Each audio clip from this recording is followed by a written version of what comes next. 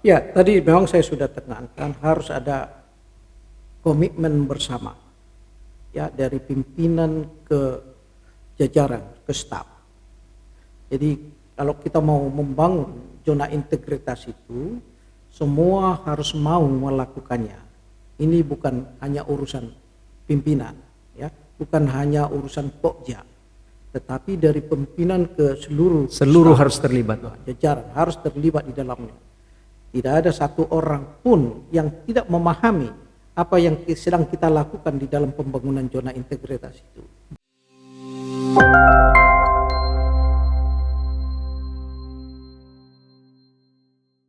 Assalamualaikum warahmatullahi wabarakatuh dan selamat sore. Jumpa lagi kita di channel Polo Palo, podcast Gorontalo Pasti Bisa Olo. Channel khusus untuk mengabarkan tusi dan kinerja kantor wilayah Kementerian Hukum dan HAM Gorontalo. Bersama saya Ruli Agus, penyuluh hukum Kanwil Kementerian Hukum dan HAM Gorontalo, host Polo Palo kali ini. Hari ini kita kedatangan tamu istimewa, Bapak Milton Hasibuan, SHMH, staf khusus Menteri Hukum dan HAM Republik Indonesia, bidang media dan komunikasi. Selamat sore Bapak. Selamat sore, Apa kabar? Baik. Ya. Baru pertama kali Gorontalo, Bapak? Sudah yang keberapa kali? Sudah yang berapa kali ya? Pak, tibanya kapan? Tibanya tadi pagi. Tadi pagi ya. Tadi siang. Penerbangan lancar. Lancar saja. Cuaca baik. Kesan sekarang dengan sebelumnya ketika menginjakkan kaki di Gorontalo gimana Pak? Ya, saya lihat memang perkembangan pembangunan juga cukup baik dari yang sebelumnya. Saya lihat Baik. Baik keramaian kota, ya, dari bandara, memang dari jalan-jalan saya lihat memang sangat cukup baik Pak ya. Di kesan saya Gorontalo itu memang semakin baik gitu. Bagus Pak, terima kasih. Sebagai informasi, kedatangan Pak Milton Hasibuan ke Gorontalo adalah dalam rangka memberikan penguatan kepada tim pembangunan zona integritas kantor wilayah Kementerian Hukum dan HAM Gorontalo menuju wilayah birokrasi bersih melayani. Jadi predikat yang kita akan coba kejar, kita raih hari ini adalah WBBM. Setelah sebelumnya kita mendapatkan predikat WBK. Nah, setelah tadi Bapak memberikan materi penguatan kepada pimpinan dan seluruh pejabat struktural yang ada di jajaran kantor wilayah Kementerian Hukum dan HAM Gorontalo, mungkin boleh Bapak cerita sedikit, banyak juga boleh, tentang perjalanan karir Bapak. Yang PNS itu kan staf ahli. Betul. Ya, kalau staf khusus itu tidak harus PNS. Ya, saya direkrut kembali sampai hari ini. Jadi kalau hitung dari Capek sampai dengan hari ini ada waktu 40 tahun kurang lebih Bapak berkarir. Nah, mungkin selama rentang waktu 40 tahun itu apa yang paling menarik buat Bapak selama berkarir sebagai ASN Bapak di Kemenkumham? Sejak mungkin namanya dari kehakiman sampai dengan sekarang. Ya, saya kira banyak hal-hal yang menarik ya. Tetapi pada dasarnya kita sebagai PNS itu ya, kita mengikuti saja peraturan-peraturan yang berlaku bagi PNS itu ya. Memang banyak aturan yang mengikat sebagai PNS itu, baik dalam bekerja maupun di dalam hubungannya keluar itu, sehingga kita betul-betul dibina sebagai aparatur negara, aparat pemerintah, aparatur negara, dan pelayan masyarakat itu. Jadi ini yang harus kita sadari betul ya, Pak. posisi kita sebagai PNS itu, sehingga dimanapun kita ditempatkan, kita harus menyadari memang bahwa kita itu adalah aparatur pemerintah, kita adalah pelayan masyarakat, bertugas untuk melayani masyarakat.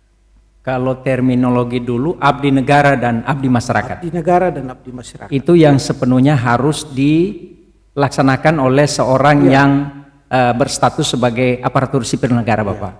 Baik, Bapak. Boleh tahu, Pak, tugasnya sebagai staf khusus di bidang komunikasi ini Pak, kalau nggak salah, itu apa saja kira-kira kurang lebih apa garis besarnya Pak? Sebenarnya staf khusus itu melakukan pekerjaan-pekerjaan ya yang diberikan oleh Pak Menteri secara langsung kepada kita. Baik. Sebenarnya baik di bidang apa saja, tapi secara khusus memang di bidang media komunikasi ini kita harus selalu berkoordinasi dengan struktural kita, sehingga bagaimana persoalan-persoalan urusan-urusan media dan komunikasi itu baik internal maupun eksternal itu bisa berjalan dengan Bisa disinkronkan. Baik, saya ingin sedikit kita itu kan sebagai seorang manusia pasti ada ada idola atau ada orang-orang yang mempengaruhi Bapak kira-kira yang membuat Bapak termotivasi untuk bekerja hingga saat ini terhitung sukses sebagai seorang ASN maupun seorang staf khusus dari Menteri Hukum dan HAM. Siapa kira-kira di balik itu ya, Bapak? Sebenarnya secara umum pimpinan kita itu kan baik-baik semua. Siap. Menteri-menteri kita, para pejabat eselon 1, atasan-atasan kita itu kan baik semuanya. Yep. Sehingga kita harus mau memang memahami ya pemikiran-pemikiran atasan kita di dalam menjalankan tugas dan fungsi itu. Baik. Kita harus bisa bersama-sama dengan dia membantu pimpinan-pimpinan kita dalam rangka tugas-tugas yang dibebankan kepada kita sesuai dengan uraian tugas masing-masing ya. Itu, Kalau Pak. saya mengingat-ingat baik dari saya kan bekerja di kementerian ini dari sejak zaman Pak Ali Said. Pak Ali Said, kemudian Ismail Saleh, Utoyo Usman ya. Ya. Kemudian almarhum ahli pidana itu Muladi. Pak Muladi Ya.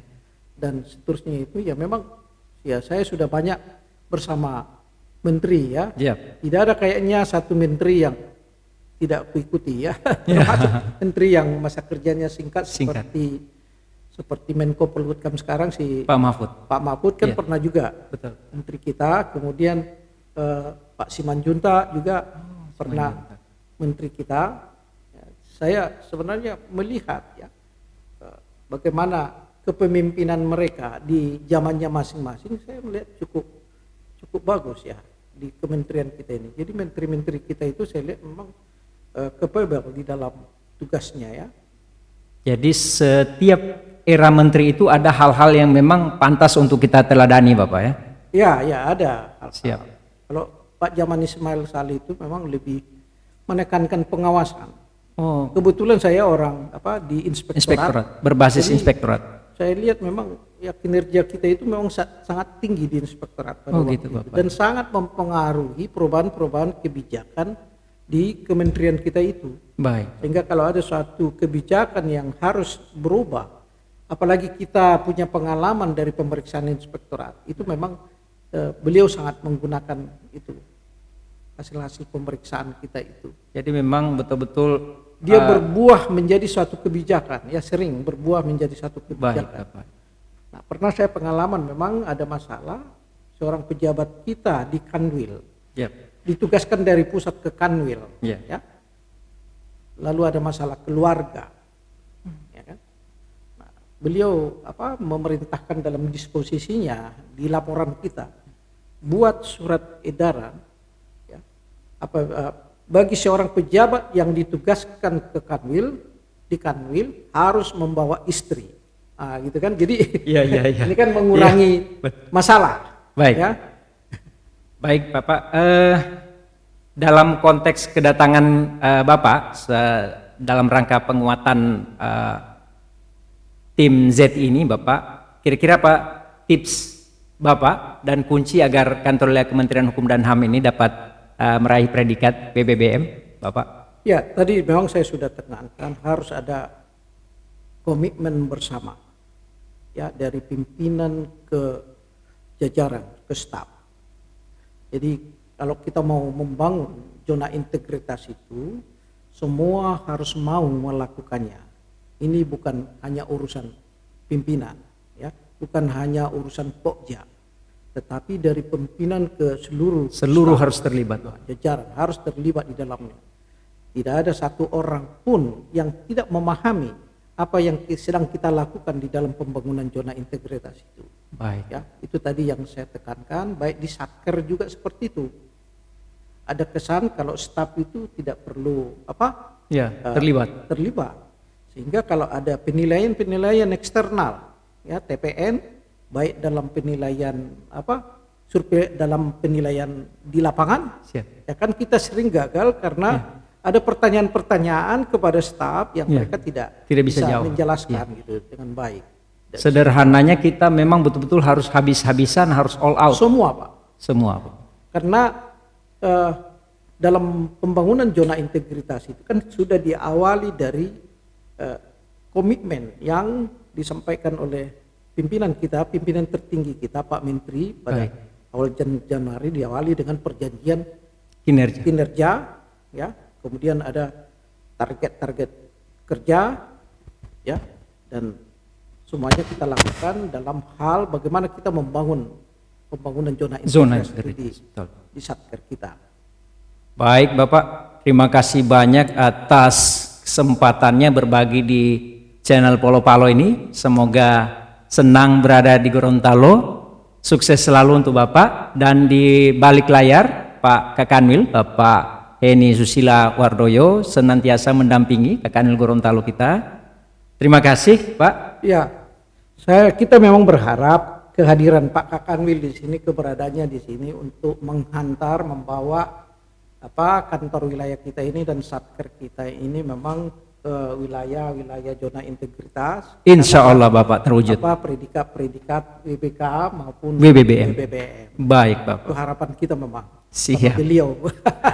Sudah pernah mencicipi makanan khas Gorontalo? Ya. Di sini ada Nike, ada Binde Biluhuta, ada Ilabulo. Bapak juga bisa ada destinasi menarik namanya wisata hiu paus. Itu ada hiu yang berenang-berenang di pinggir pantai dan kita bisa nonton langsung lewat perahu, Bapak. Ya, saya kira kalau untuk waktu untuk berekreasi kan sedikit. Sangat sedikit, Pak ya. Nah, kita ke kantor, ke Satker, kunjungan-kunjungan, udah itu bisa sampai sore capek ya, penginapan besok pulang kan. Baik. Baik, Bapak, sekali lagi terima kasih sudah meluangkan waktu di sini. Semoga kedatangan Bapak ini bisa jadi berkah kesuksesan buat kita, Bapak, dan semoga juga senang hati, gembira datang di Gorontalo, khususnya di Kanwil Kementerian Hukum dan HAM Gorontalo. Saya juga berharap broadcast ini memang bisa jadi sarana informasi kita kepada masyarakat. Supaya masyarakat tahu apa yang baik yang kita lakukan. Betul. Sesungguhnya kita sudah berbuat banyak di kantor ini, banyak hal-hal yang kita lakukan yang baik ya, baik dalam pembenahan ruang kantor maupun dalam membuat satu prosedur-prosedur, jalur-jalur bagi warga masyarakat yang datang itu, bahkan kita membuat aplikasi-aplikasi yang memudahkan masyarakat kita melakukan urusannya di sini. Pelayanan publik. Nah, ini perlu diinformasikan kepada masyarakat. Baik, Bapak. Supaya masyarakat tahu bahwa kantor kita ini sungguh-sungguh memang melaksanakan bertujuan untuk melayani masyarakat. Baik, Bapak. Kita. Baik. Saya kira ini yang. Terima kasih. Broadcast ini ya. Siap.